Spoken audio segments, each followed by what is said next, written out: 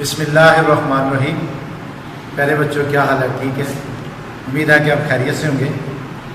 और मैं आपका मैथ का टीचर मोहम्मद आरिफ आपसे मुखातिब हूँ। आज हम 7th क्लास का यूनिट नंबर 4 जो है उसका जो है वो लेक्चर नंबर 2 करवाएंगे। और ये लेक्चर नंबर वैसे बेसिकली 13 बनता है और इसकी एक्सरसाइज नंबर हमारे पास 4.2 है। इसमें जो पहला क्वेश्चन दिया गया वो कहता है simplify by using the laws into the exponential form. आपको जो वैल्यूज दी गई उनको सिंप्लीफाई करें, लेकिन कानून क्या है कि एक्सपोनेंशियल लॉ जो है उसको मद्देनजर रखना है। उसके मुताबिक आपने जो है वो इसको शॉर्टेस्ट फॉर्म में जो है वो लाना है। तो ज़रा देखिए एक्सरसाइज की तरफ बढ़े तो पहला सवाल -4 power whole power 5 multiply -4 whole power 6। अब जरा गौर कीजिए तो इसका लॉ क्या है कि a power m multiply a power n is equal to a power m plus n। मतलब क्या है कि दोनों के बेस सेम है, पावरें डिफरेंट हैं, तो बेस वही रहेगा और पावर आपस में प्लस हो जाएंगी। तो यही कानून हमने यहाँ पे फॉलो करना है।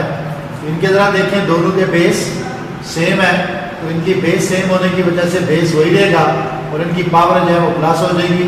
5 और 6 जो है वो पावर 11 बन जाती है। अब चूँकि इसको मजीद हमने सॉल्व नहीं करना, सिर्फ एक्सपोनेंशियल फॉर्म में लेकिन कुव्वत नुमाई शक्ल में वो हमने लिख ली है। इस तरह क्वेश्चन नंबर ये था एक आम नंबर। और क्वेश्चन नंबर 2 की तरफ बढ़े। अगर वो कहता है कि नंबर के अलावा अगर कोई अल्फ़ाबेटिकल नंबर भी आ जाते हैं तो फिर क्या करना है? फिर भी वही बात है बेटा, वही कानून है। अब देखिए इसका बेस m है और इसका बेस भी m है, दोनों की पावर यानी एक्सपोनेंट डिफरेंट है। हमने वही कानून अप्लाई करना है कि बेस सेम है तो पावरें जो है वो आपस में प्लस होगी। अब इनकी पावर को प्लस करेंगे तो ये 7 बन जाएगा, m पावर 7। तो ये एक्सपोनेंशियल फॉर्म में लिखा गया। क्वेश्चन नंबर 3 पार्ट नंबर 3 जो है, अब अगर सिंपल नंबर के अलावा फ्रैक्शन नंबर आ जाए तो फिर क्या कानून होगा? फिर भी बेटा वही कानून होगा। तो देखिए जरा 2/7 मल्टीप्लाई 2/7, इसकी पावर 3 और इसकी पावर 2 है। दोनों के बेस जरा देखें तो बेस सेम है, दोनों के बेस सेम है। इस वजह से कि बेस सेम होने की वजह से हम वही कानून जो है वो फॉलो करेंगे। बेस सेम होने हो तो पावरें आपस में प्लस होती हैं। तो 2/7 3 + 2, तो इसकी पावर जो है वो दोनों की प्लस होके 5 बन जाएगी। 2/7 पावर होल पावर 5 आ गई। अब नेक्स्ट जो पार्ट हमारे पास नंबर 4 है, 4 के बाद नंबर 4 जो है इसमें चलेंगे तो ये देखिए थोड़ा सा कानून उसी को फॉलो करना है। ये मजीद वो प्लस नंबर थे, अब ये नेगेटिव नंबर है। अगर नेगेटिव फ्रैक्शन में आ जाए तो फिर क्या तब्दीली होगी बेटा? कोई तब्दीली नहीं होगी।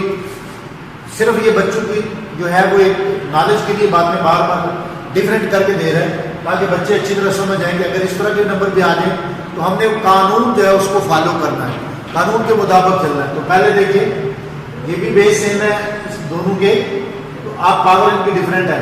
हमने बेस सेम है तो कानून को फॉलो करना है, तो बेस वही रहेगा और पावर जो है वो प्लस हो जाएगी। तो 7 + 6 = 13। तो ये एक्सपोनेंशियल फॉर्म में आता है। नेक्स्ट क्वेश्चन कि अगर बेस डिफरेंट हो तो फिर क्या होगा? इसका कानून बेटा ये है हमारे पास कि बेस अगर डिफरेंट हो तो कानून ये होगा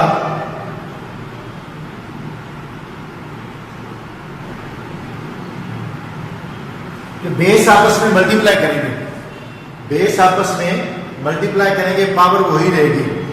पहले इस कानून के ये उल्ट हो जाएगा। अब यहाँ पे क्या करेंगे कि ये देखिए 11/7 मल्टीप्लाई 21 by 22। अब दोनों के बेस डिफरेंट है जबकि पावर दोनों की सेम है। हम क्या करेंगे कि इनके जो बेस है उनको आपस में मल्टीप्लाई करेंगे, पावर वही रहेगी 8। अब बेस मल्टीप्लाई करने के साथ ये चूंकि नंबरिंग फॉर्म में है तो इनकी कैंसिलेशन होती है। डिवाइड के कानून में अपोजिट साइड में इनको कैंसिल कर सकते हैं, मल्टीप्लाई के कानून में कैंसिल कर सकते हैं। तो 7 1 7, 7 3 21 और 11 1 11, 11 2 22। अब इसका आंसर हमारे पास 3/2 आ जाएगा और पावर उसकी 80 रहेगी। अब इसी तरह का एक और सवाल है कि जिसमें हमने ये देखना है कि अगर उसकी जो है वो एक की पावर दी गई है, दूसरी की पावर नहीं है, तो फिर हमने क्या करना है। तो बेटा याद रखिए कि जिसकी पावर नहीं होती उसकी पावर बेसिकली 1 होती है।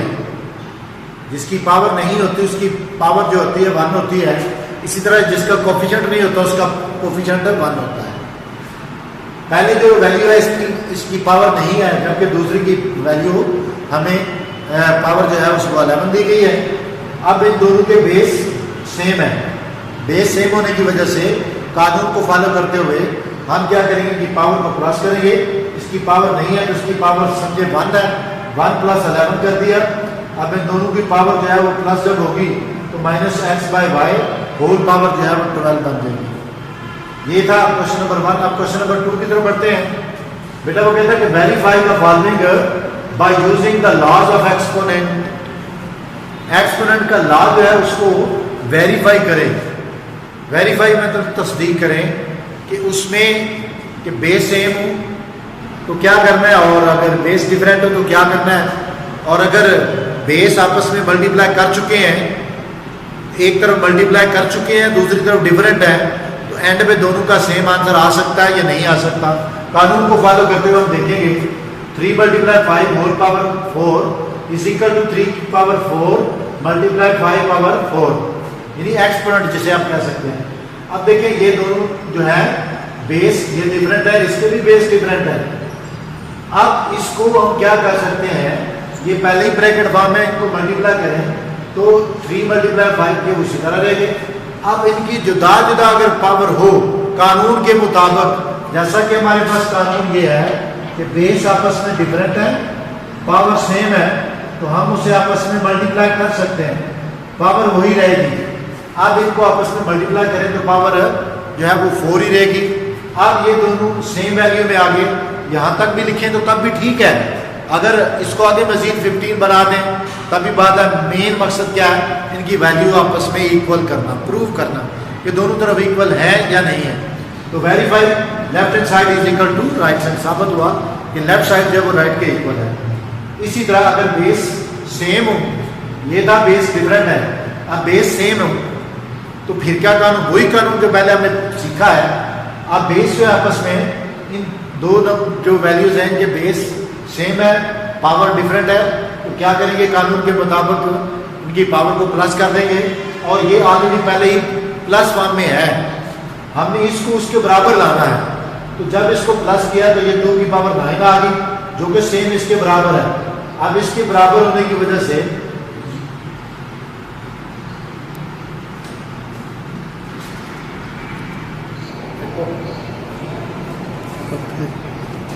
अच्छा जी, तो ये 9 जब बढ़ गए तो ये दोनों वैल्यू एक सेम हो गई।